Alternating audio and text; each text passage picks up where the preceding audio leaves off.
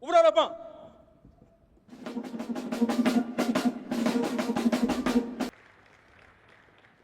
En ce jour, je formule un vœu pour notre nation.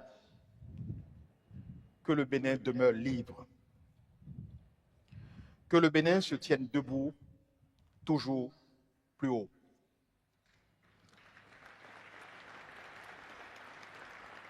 Et qu'ensemble, nous allions plus loin. Vive la République, vive le Bénin. Je vous remercie.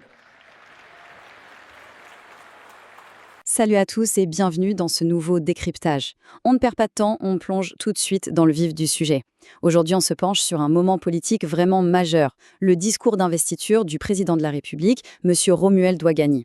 Ensuite, on fera un virage vers le côté très pratique en découvrant une solution locale et innovante pour gérer ses finances. L'idée, c'est de décortiquer tout ça ensemble, étape par étape. Au programme de notre analyse, on commence avec l'investiture et cette notion de continuité. Ensuite, on verra les engagements sociaux et économiques, puis la sécurité et la diplomatie régionale. En quatrième point, on parlera gestion financière avec l'outil Garesis et on terminera, comme d'habitude, par un petit moment dédié à notre communauté. Première partie, l'investiture, placée sous le signe de la continuité politique. Alors, cette citation tirée du discours est super intéressante. En fait, l'élection n'y est pas du tout présentée comme la simple victoire d'une seule personne. Pas du tout. C'est plutôt décrit comme la suite logique de la transformation du pays qui a commencé il y a 10 ans.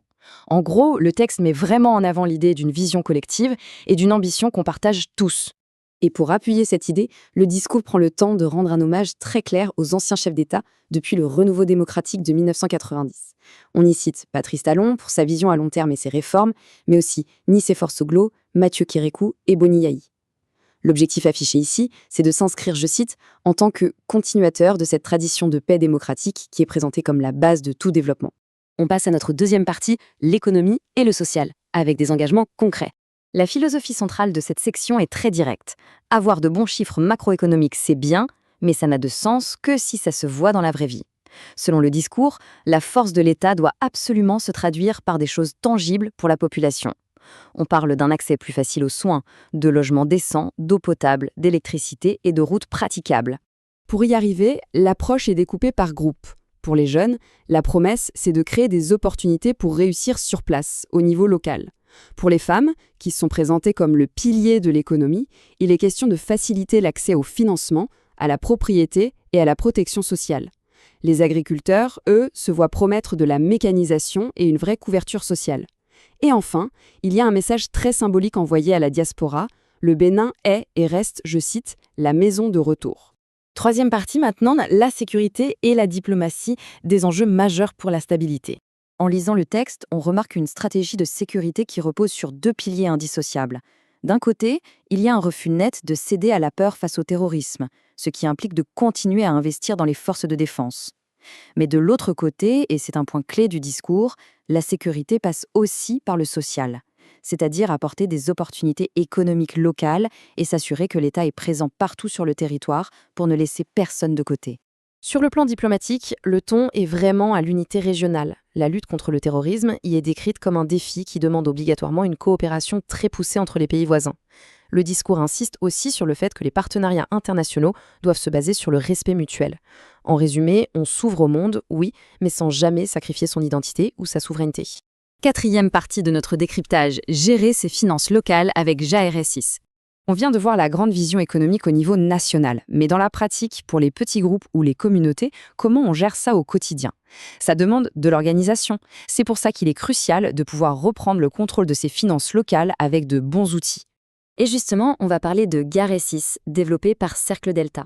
C'est une application numérique super innovante, conçue tout spécialement pour gérer les cotisations et les paiements.